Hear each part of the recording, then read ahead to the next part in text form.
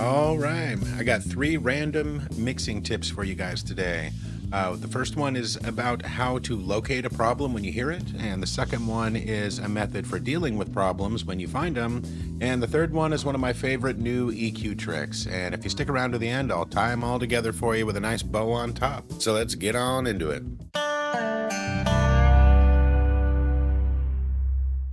So if you've ever been in a mix and you hear a strange sound, like in this case for me, it was a random distortion that only happened at one little part. And you need to find out where that distortion is coming from and figure out how to deal with it. Well, a lot of times we start soloing things out to find the problem and see if we can isolate it. But if you've never tried it, tip number one is actually using mute to find problems. So let's hop in and I'll show you. So soloing things out to find a problem works really well, but a lot of times using mute is even a faster way to find the problem. You can just start muting your buses, your biggest groups, and just start narrowing it down that way. So I started hearing a weird distortion that only happened for a split second in this mix. So I looped that spot and started listening and just started muting out the groups.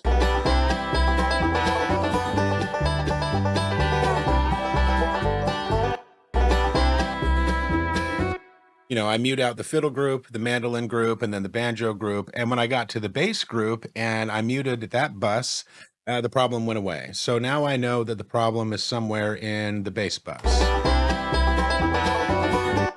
And in this case, what I did was, since we have two microphones on this upright bass, I have a 414 on the neck, and we recorded a U47 down by the body on the upright bass. I went ahead and just muted each of those, and I found out that the issue was on the U47 on the body of the bass. And then what I did is I simply muted all the plugins and turned them on one at a time until I found the problem. So mute actually worked way better than solo in this case at isolating the problem. And when I muted the clipper, the problem went away. And you can see up here, I'm in this little section where that fattest waveform is right here. And you can see that this did not even take off about half a dB of that one clip. Now, as this was rolling throughout the performance, this wasn't a problem, and it was all great except for one note. I was getting some distortion from the clipper on one particular note. So what do I do about that? Well, in this case, the clipper is just taking off tiny bits before it hits the 1176. And the 1176 is also barely active on this upright. Maybe 2 or 3 dB at the loudest notes, but most of the time it's not even working. And then I would hit it with the LA2A. Now, with the clipper bypassed on this one particular problem note, it actually worked just fine. The 1176 was catching that peak, and it was really no problem.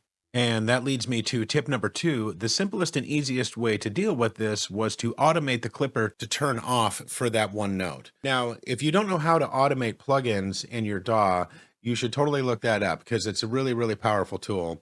Here in Studio One, you can right-click almost anything and automate it. So if I right-click the bypass button and go to Edit Automation Bypass, I can really quickly turn this plugin off for just that one note on the bass. And that was the solution here, really easy. There's a million different things you can do with plugin automation, and I do have a couple videos on that, and I'll link to them in the description under this video here. But plugin automation is really, really powerful. So let's pop the upright back in the mix here and take a listen. Live and learn, fate will take her turn. She's not to spurn, wise and cunning. Some days will hurt you and call you names. Friends may desert you, say you're to blame.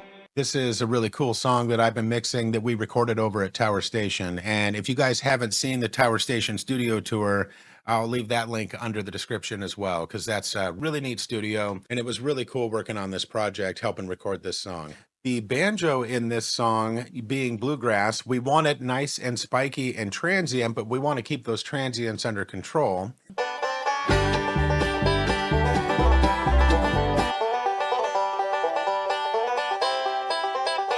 Love the sound of the banjo, great recording, but I added an extra instance of the EQ to show you tip number three, which is this EQ move that I've been using on situations like this. So here is the banjo again with the EQ not engaged. This is really common with the banjo. They have a really nice, bright, high mid presence. And you definitely want to keep some of that, but you definitely need to tame some of that. And this doesn't just apply to banjos. This EQ technique can apply to percussive instruments, any kind of transient instrument. It is really helpful. Now, the easy thing to do would be a static EQ dip here. This is at 8115, so just above 8,000 hertz. And that takes out the harshness of the region, obviously.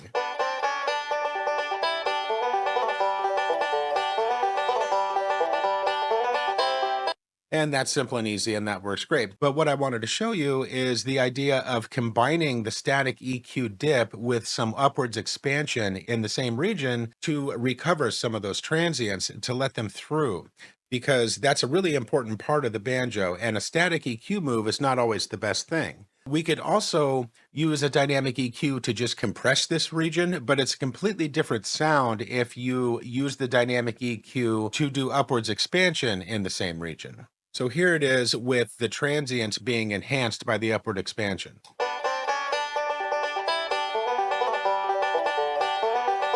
And then I'll bypass the dynamics on and off so you can hear the difference.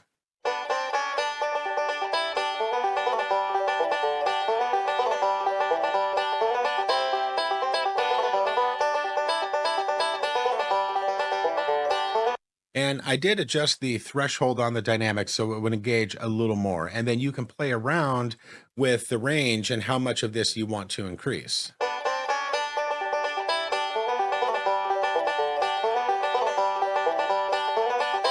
And you would do that in the context of the mix and see how much of these high mids you actually want cutting through the mix.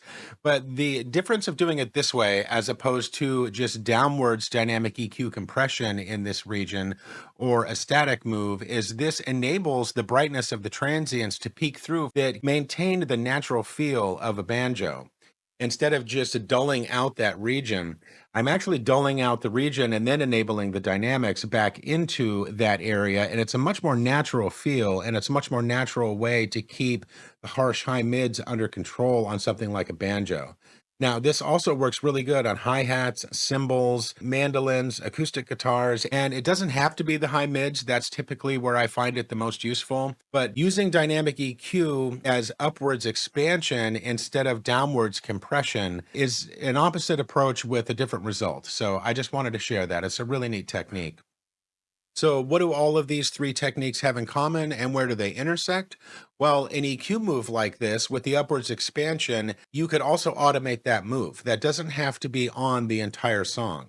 So if you have one little problem region, you can EQ it out, but recover a little bit of the spiky transients on certain material where that's helpful. You could simply automate that node of the EQ to turn on and off when you want, or like in this case, a separate EQ altogether that you automate on and off where you want it. And that can be a solution too to a problem that you hear in your mix after you find it and you isolate it. And I also want to say thanks to all my new subscribers here, and thanks to Jeff Myers over at Tower Station. And if you're into bluegrass, check out Hancock and Shoes, and stay tuned for future videos here. I'll be sharing a lot more with you guys real soon. So, all right, happy mixing.